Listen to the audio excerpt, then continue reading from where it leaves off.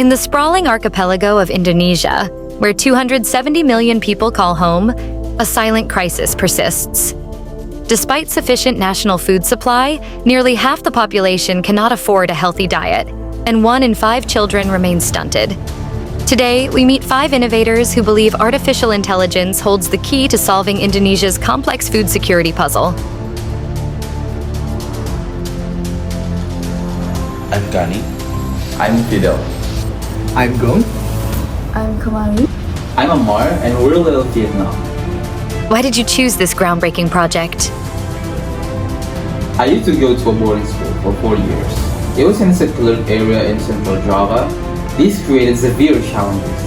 Because it was deep in the woods with poor access, resources were scarce. This directly impacted my well-being. My health started to decline and I lost 12 kilograms in just 3 months.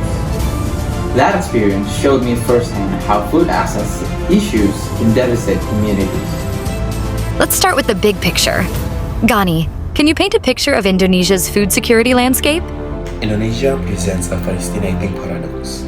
We produce about 2,800 kilocalories per person daily. That's actually sufficient. We have reduced hunger significantly and made progress towards the SDG 2, zero hunger. Our undernourishment rate has dropped to around 6.5%. But here is the catch. 31.8% of our children are still stunted, meaning they're chronically malnourished. Exactly. It's not about having enough food. It's about having access to the right food. Nearly 48% of Indonesians cannot afford a healthy diet. That's one of the highest rates in Asia. My boarding school experience was just a microsome of what millions face daily. And this isn't evenly distributed. In remote provinces like East Nusa Tenggara, stunting rates have exceeded 40%. Food costs can double the national average in these areas simply because of transport costs and poor market connections. From a data perspective, we see this playing out in 4 interconnected dimensions: availability, access, utilization, and stability. Climate change threatens to reduce Southeast Asian cereal yields by up to 9% by 2050, while price volatility continues to hurt the poorest families. Your project focuses particularly on the access dimension. Amar, why is this your team priority? Because access is linchpin. We identified that while availability issues get attention, building more farms, increasing yields, the real bottleneck is economic and physical access. When I was losing weight at that boarding school, there was food available in nearby towns, but we couldn't afford it or reach it easily. Our analysis shows that improving access has the highest impact potential.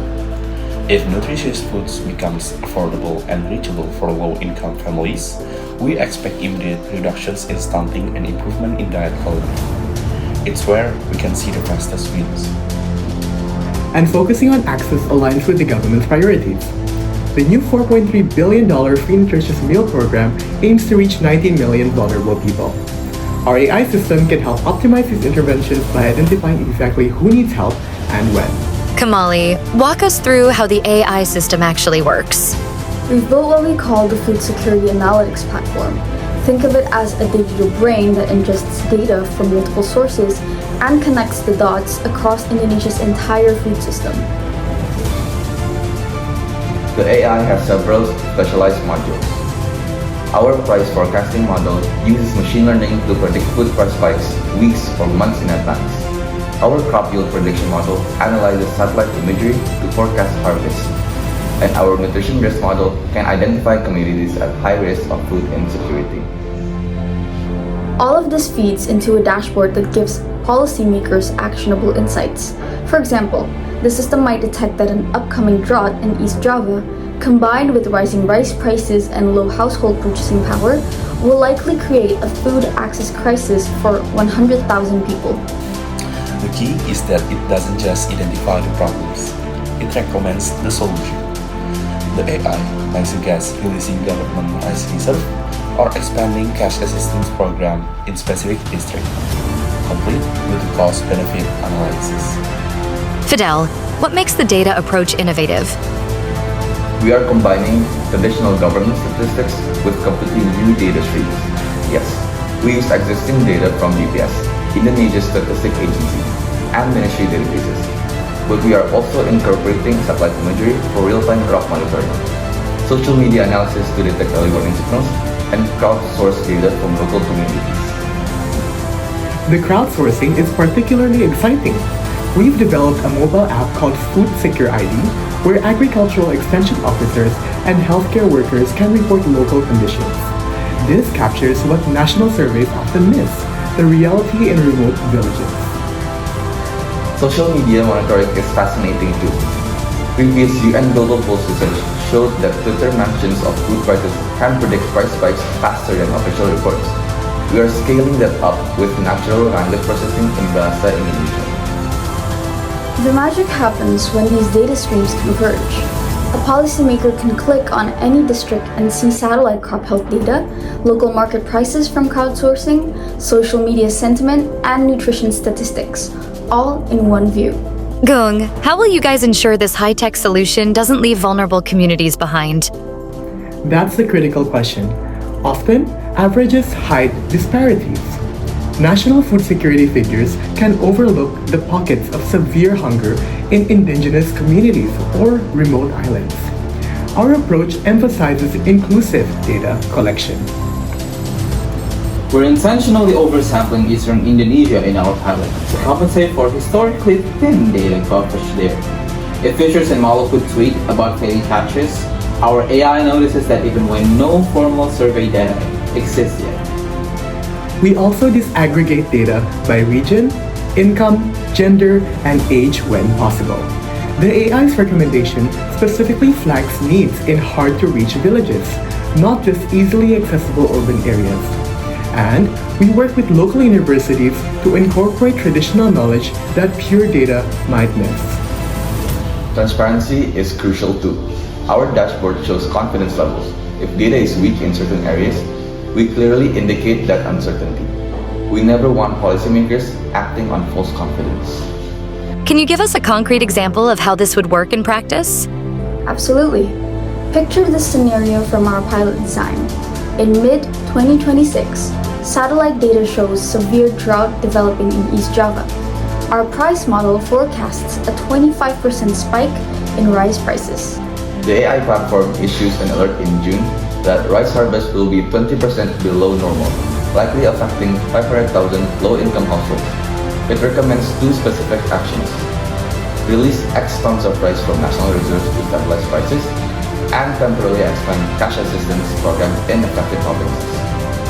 Policymakers receive this insight in time to implement measures by tomorrow, preventing the spike that could have forced families to cut to food intake.